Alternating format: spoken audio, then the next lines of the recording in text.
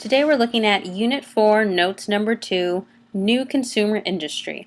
So we're focusing on all of the new inventions and new industry that is coming around in the 1920s.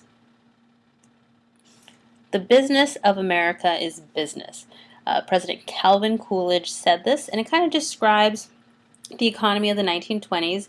Business is booming, new industries are growing, and so people are working, and so it gives this appearance that our economy is doing good and that everyone is great, which is true to a certain extent. So, recipe for the 1920s economic boom. New technologies led to increased wages. Lower income tax meant more income for American consumers to spend. Increased productivity meant more products for consumers. Higher tariffs on imports led to increased profits for American firms. And easily available credit allowed consumers to spend beyond their means. So we have lots of factories are producing more products. That's what productivity is. So they're using new techniques like assembly line to mass produce products. So more products are available. Tariffs. So we're taxing products that are coming in from other countries, so it makes American-made products less expensive and more ideal.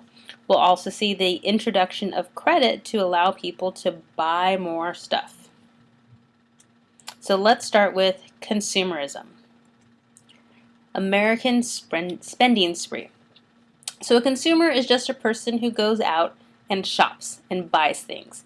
You're a consumer when you go to the mall, when you go to Target, you are buying products. And so companies are trying to develop ways to entice consumers to buy their products. So the 1920s America was flush with income and Americans were eager to spend. They mostly bought newly innovated goods that made life easier.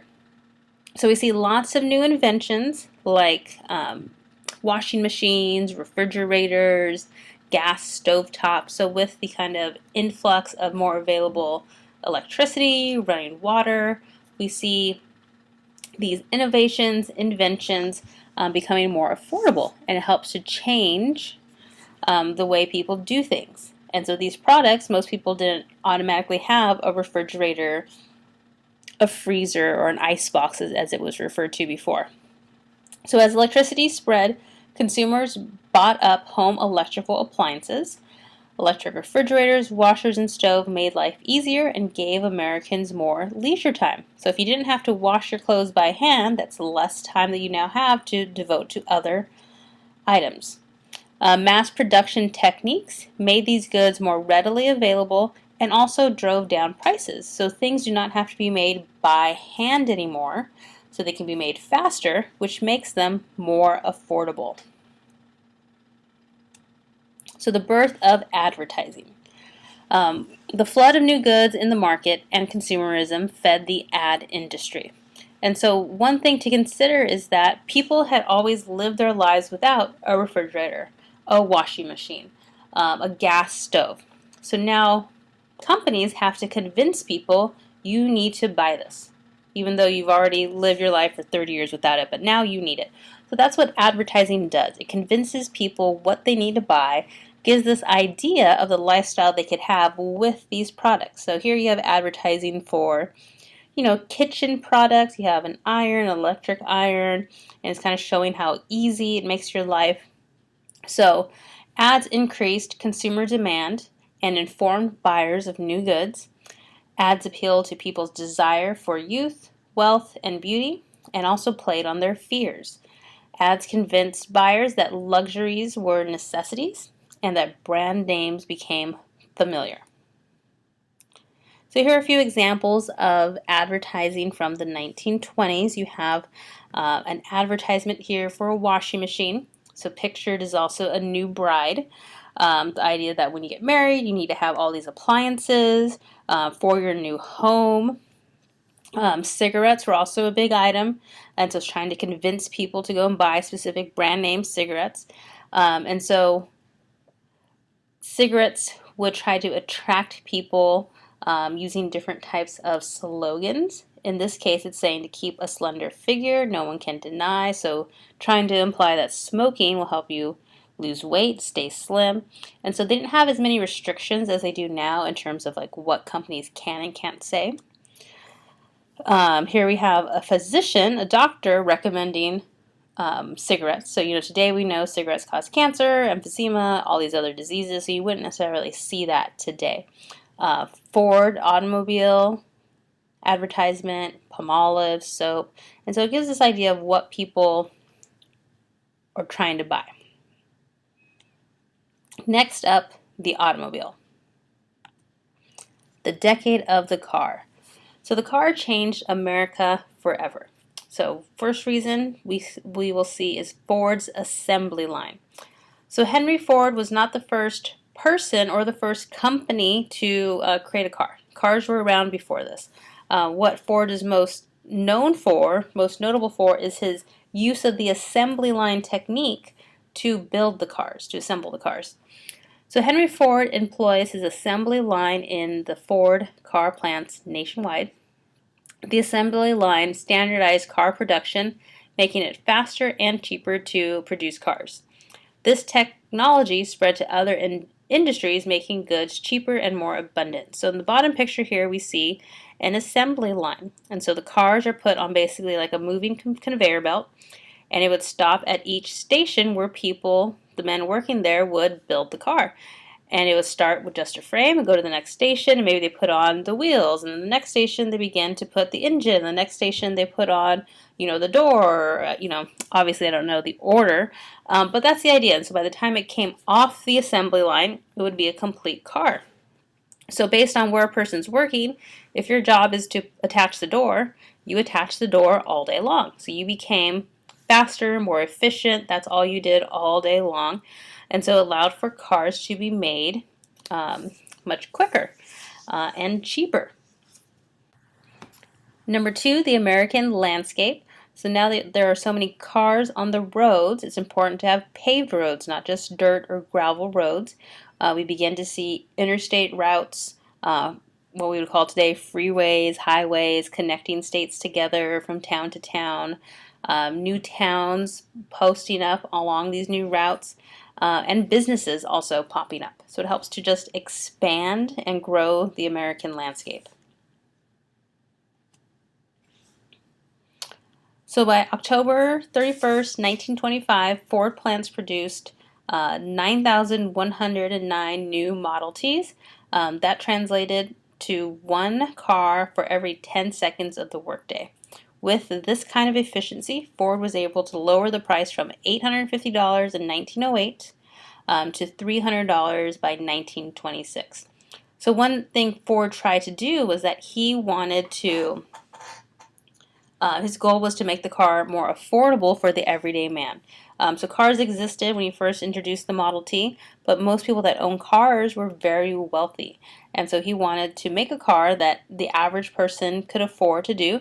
So that's why he introduced the assembly line technique to try to bring down the cost. And so within a span of less than 20 years, he drove down the price by $500, more than $500. So the decade of the car. So other ways it changed. Number 3, urban sprawl. Highways caused cities to expand outward, and suburbs flourished. Workers moved out of the city and drove into work, getting away from overcrowding. And so what this does is it changes where people live. And so before the car, people would rely on either walking to work, public transportation, a horse, a buggy, possibly like a train or a streetcar, but you would want to live relatively within a mile or two away from your work.